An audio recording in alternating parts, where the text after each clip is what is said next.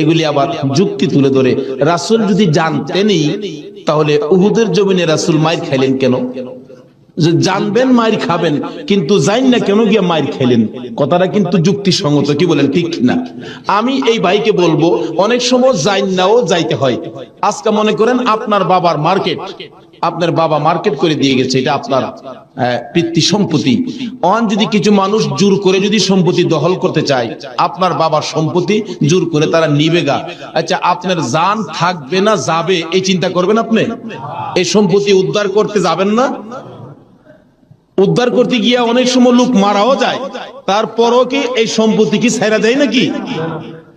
এই সত্য উদ্ধার করতে গিয়ে উহুদের জমিনে আমার নবী জানতেন মার খাবে, কিন্তু সত্য উদ্ধার করতে গিয়ে জান্নাও আমার নবী উহুদের জমিনে গেছে। আর যদি জান্না না যাইতো তাহলে আজকে আমরা এই সত্যের নিশান আমাদের হাতে আসতো না। জানে না কে বলছে? জান্নাও নবী সত্য উদ্ধার করতে গিয়েছে।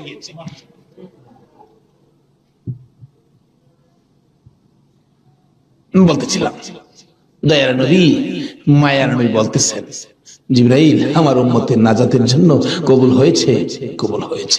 হাসাইন আর হুসাইন দুই ভাই আঞ্জায়া ধরে দুই গেলে চুমায়া চুমায়া বিদায় নিয়েছে। হুসাইনকে কোনদিনই বলতেছেন হুসাইন, হুসাইন দুই গেলে চুমা দেয়, তুমি আমার আমি তোমার।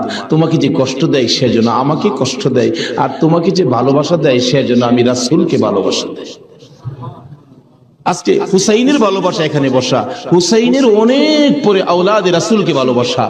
ইতিহাস করে দেখুন যে এই ভালোবাসায় হযরত জুনায়েদ বাগদাদী রাহমাতুল্লাহ আলাইহি আল্লাহর ওলি হয়েছে। জুনায়েদের জীবনী খুললে পাওয়া যায় জুনায়েদ ইরাকের বাদশার পালিত পালোয়ান ছিলেন। এত বড় পালোয়ান ছিলেন, বাবারে বাবা।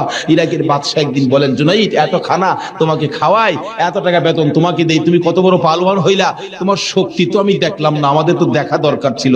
জুনায়েদ বলেন, ঘোষণা দেন না ইরাকের জমিনে এমন কোন মারপোলা নাই আমাকে কুস্তির মধ্যে পরাজয় করবে, আমি বিজয়ী হব। যদি কেউ পরাজয় করতে পারে বলে দেন 10,000 টাকা পুরস্কার। একটা ঘোষণা সাধারণভাবে আমাদের দেশের হিসাবে দিলাম বুঝার জন্য। বাদশাহ পোস্টারিং করে দিলেন, আমার জুনায়েদকে কুস্তি লড়ে হারাইতে পারলে 10,000 টাকা পুরস্কার দেওয়া হবে। আর ওদিক দিয়ে এই পোস্টার দেখলেন নবীজির আওলাদ, নবীজির বংশের একটা লোক 3 দিন পর্যন্ত বাচ্চাদের মুখে খানা দিতে পারে না, গরিবী অবস্থা, হাঁটতেছে, রোজগারের তালাশে ঘুরতেছে, কোন রোজগারের বাও হলো না, বাচ্চারা না খাইয়া 3 দিন পার হয়ে গেল। ডাকতেছেন, হাইরে পোস্টার দেখা যায় কুস্তি লইরা জিততে পারলে 10,000 পুরস্কার, আর সন্তানকে যখন খানা দিতে পারি না, আর জীবন রাইখা লাভ কি? কুস্তি লইরা জুনায়েদের সাথে জীবনটা দিয়ে ইলাই এই মুখ আর সন্তানকে দেখাবো না।